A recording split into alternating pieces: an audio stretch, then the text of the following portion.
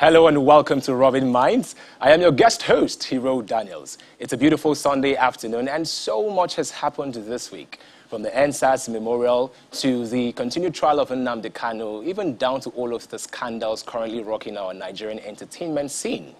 On the 20th of October 2021, thousands of Nigerian youths gathered to commemorate the events of October 2020. And quite ironically, there were cases of police brutality at a memorial of the protest against police brutality. Ironic, right? That's literally like watching a cow devour its young ones, yeah? When it's supposed to eat grass. We all know that cows are herbivores. They're supposed to be vegetarians. So it now begs to ask the question. It's been 1 year after the whole incident happened. Where are we? What are we doing about it? Has there been any progress? Has there been any change? On the flip side, about 132 police stations were burnt down by hoodlums. So the police also have gone through a lot. Do we have a middle ground? We'll talk about that.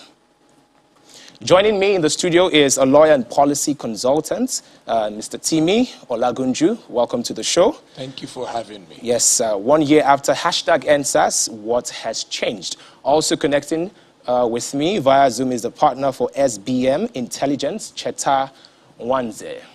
Hello, Cheta. All right, we're going to connect with Cheta in a bit. So, Timi, tell me, you've seen what happened. In the past 1 year, we've seen a lot of panel of inquiries being set up in about 29 states. Only Lagos Judicial Panel has actually just concluded their session and compensation is being paid out. Would you say that we've made progress so far?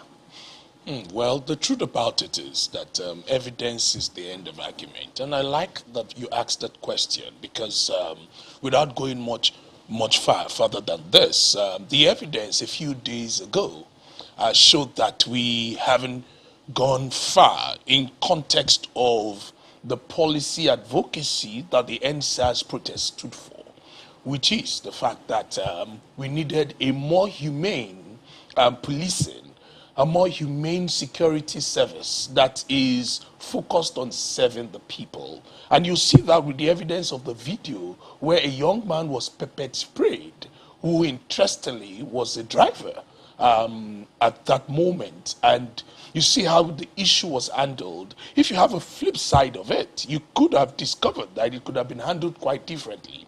So we have the evidence on ground that the attitude of the Nigerian police has not necessarily changed.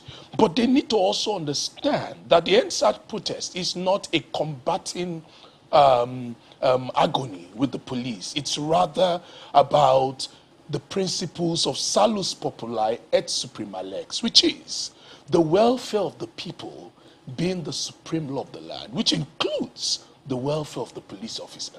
Exactly. One of the points that was one of the agendas for the 505 is to make sure that there's a total reform in the policing, and that includes even their welfare in terms of how much they're being paid, in terms of renovation of their barracks and all of that. So I'm just gonna get back to you, but I want to connect with Cheta now. Hello, Cheta. Hello. Welcome to the show. So we saw what happened on the 20th of October. We saw the attitude of the law enforcement. Now, I have spoken with a couple of these security people, and one of their grievances is the fact that hoodlums, and I'm paraphrasing because the EndSARS protesters made it very clear that they should separate the hoodlums from the protesters, okay? So one of the agitations of the security agencies is the fact that over 132 police stations were burnt down. So do you think that the police force have sort of gotten over, because they still see this as a fight between the Nigerian youth and the police force. Do you think that they've understood that we're all fighting for the same cause? Clearly, the Nigeria's police force does not understand their role, which is meant to be serving the people of Nigeria. If they understood it, then you would have, it's a very different conversation that we'll be having. I think it's rather and depressingly ironic when they say, oh, hoodlums attack the police, when there's clear evidence that's pictorial and videographic that these hoodlums were conveyed in government locomotion. You had in Abuja and in Lagos incidents that were captured both on video and in very clear graphic images of some of these people who were being conveyed to attack peaceful protesters by government vehicles. In one of those cases, a government Prado Jeep was conveying people from different places. This was specifically on October 17th, 2020, in Abuja. A government Prado Jeep was conveying people to attack people in Abuja. In the day before, we had seen a lag bus conveying hoodlums to attack protesters in Lagos. So when they just use this blanket term hoodlums, it's very it's annoyingly depressing. And it shows that they have not learned anything, but more importantly, they are not willing to learn anything and to move forward. And that's I don't even know where to start from. Okay, Having said that. Yeah, Cheta, you've insinuated that some of these hoodlums are, quote unquote, trying to paraphrase you now, sponsored by the government. I didn't insinuate. I didn't insinuate. I was very clear in that, and there's evidence of that. Okay, okay. So, having made that particular statement, why do you think the government is not putting that same energy in terms of making sure that the institution, the entire policing system is better? Because most of these men, I mean, they are policemen by the day, but when they go back home, they are fathers, they are brothers. So we live with these people, you know. Because you're a policeman, it does not mean that you go to the bank and you withdraw free money. So the reason, one of the major reasons... One of the major reasons why, you know, they engage in the crimes that they engage in, because it's a crime, is because of they're not well taken care of. So why hasn't the government done, you know, enough for the police? I think it's in the nature of policing in Nigeria. Policing in Nigeria has basically since for the past give or take, for the past 92 years odd, policing in Nigeria has been about protecting the regime, not about serving the people of Nigeria. And this anomaly essentially started after the Aba women's protest. So to solve some of these problems, it's important to know the history of where we are coming from, because you can't chart a course of where you will go to if you don't know where you're coming from. After the Aba women's protests, the colonial authorities decided to do away with what used to be 4 separate police forces in the country and merge them into one. And then part of what they did was to start posting policemen outside of their regions of origins. Essentially, the police became an occupation force, not a force to solve crime or anything. And unfortunately, 31 years later, when we got independence, the political elite did not change that architecture. They didn't change that structure. So the Nigerian police has, in reality, since independence, and independence, bear in mind, was 61 years ago. So all of us on this call, none of us was around then, just to show you how many generations, and we're all full-grown adults, some of us are children. Just for you to get that, for generations now, for almost a century, Nigeria's policing architecture has been geared towards regime security. And that is what the government sees. I mean, let's be brutally frank. The president himself said it during his chat with Arise TV a few months ago, that the EndSARS protesters were coming to remove me from office. That is the institutional way that the Nigerian government sees such things. It doesn't see calls to reform the police as calls for accountability or for something good. They see it as a challenge to the regime. And to answer your final question, which regards the police themselves, because something has become deeply cultural and institutional, it requires a wholesale reform to change it. Police people earn very bad pay. I mean, you have a situation where I think people of the rank of inspector earn, I think it's 87,000 naira per month. 87,000 naira per month translates to, if we want to say British pounds, for example, translates to about 41 pounds a month. It goes nowhere. So you give somebody 41 pounds a month. This is an inspector, and then you give him a gun. It's in effect an instruction to go and rob. That's what the Nigerian state tells the police. And then it's a nod and a wink between the Nigerian state and not just the police, but the security services. The Nigerian state is concerned with first paying off the patronage networks and then paying off the security services who protect those patronage networks. If there's no money, and the Nigerian state has run out of money in many respects, if there's no money to pay the security services, what they do is they pay the patronage networks first and then tell the security services, oh, you have weapons, go and collect the money.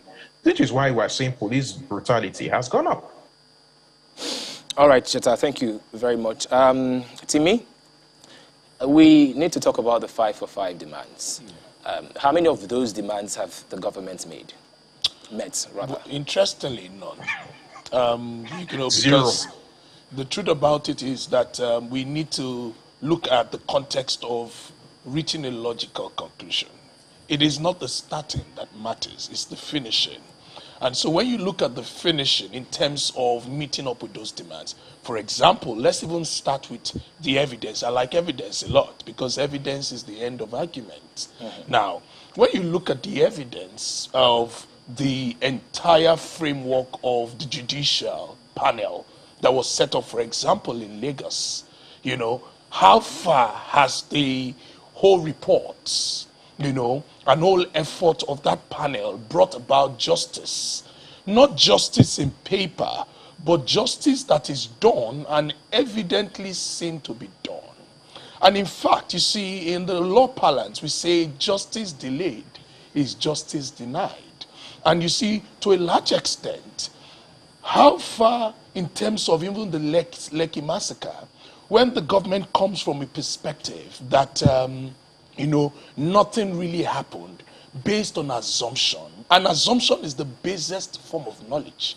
And it's quite, an issue in that context. Okay, so yes. Now, Amnesty International still insists that there were lives lost, but the Minister of Information is saying that no lives were lost. What do you make of that?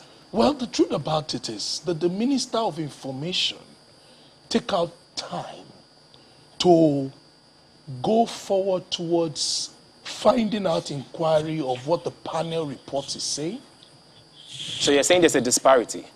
Precisely. It is not just a disparity. It is just that the Minister of Information is leaving his first name. Okay. Moving on. Lagos just concluded this, and we have very substantial evidence that they're already doling out compensations, in as much as no matter the amount of money that the government pays, it will not amount to the value of one life. So at this point in time, I just want us to just look at the whole situation. Do you think there's a level of closure for the people that have been involved? Because I think they treated quite a number of cases. And for the families of those that have been compensated, do you think there's a level of closure? Is there any tiny little progress? How can there be closure when the government institution represented by Alhaji Lai Mohammed, the Minister of Information, is saying that they do not agree with reports that say that people were killed? That is where the closure starts from. The closure starts from frank, deep-seated acceptance of the reality of what happened, and then moving on with it. You see, those who forget history are doomed to repeat same. And we have a culture of forgetting history. Look at what happened in this country in 1967 to 70, the Biafra War. We seem to have a way of shrouding issues of historical relevance and concern involving the life and limbs of human beings made by God, not humans, sweeping it in under the carpet. And that culture has brought so much disunity and fracture to this nation. Look, let's be frank with ourselves. Nigeria ranks one of the top 10 failed nations in the world. That simply means that things are in a dire state of cohesion. And it is high time that the government begins to major in major, rather than major in minor, dishing out information, rather than dealing with the core issues and accepting responsibilities where needed. Okay, so we're going to talk about the way forward, but I want to quickly just connect with Cheta. Cheta, during the protests, there were a lot of infrastructure that was demolished, you know, from shopping malls to the toll gates. And the government is currently fixing some of those infrastructure, like the two toll gates, the Lekki toll gate and the Ikoyi toll gate. They've both been fixed. And now that the judicial panel has been concluded, do you think there are plans to reopen the toll gate? And how would you advise the government to approach this matter? Because it's a very delicate matter.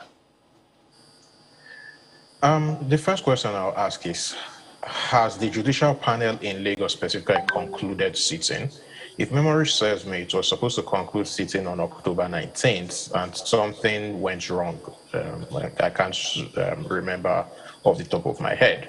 Having said that, and I think this is important to point out, when you don't fix the problems, the issues that are really the issues, then you are not going to go forward. If we go before the Lekki EndSARS protest and then the riots that ensued after the Lekki massacre, and I think it's important to point that out, that the protests were peaceful until our governments sent armed men against the peaceful protesters and then released thugs. Those very thugs who the government essentially enabled by escalating the violence, by bringing in violence and then escalating it, were the people who went against the infrastructure, the critical infrastructure. I mean, the records are there. News reports. It's all there that there was no attack on infrastructure until after October 2020. I think that's important to point out. Okay, now, so Cheta, we have less than 60 seconds to wrap this up. Okay, yes. So I want to give you like 30 seconds to just tell us the way forward. So having said that, you will keep having this kind of attacks on so-called critical infrastructure if you do not solve the underlying problems of impunity, high unemployment, and high inflation. Those are the things that essentially create the frustration, which means that infrastructure will keep getting attacked. I think it's important to point that out. Thank you so very much, Cheta.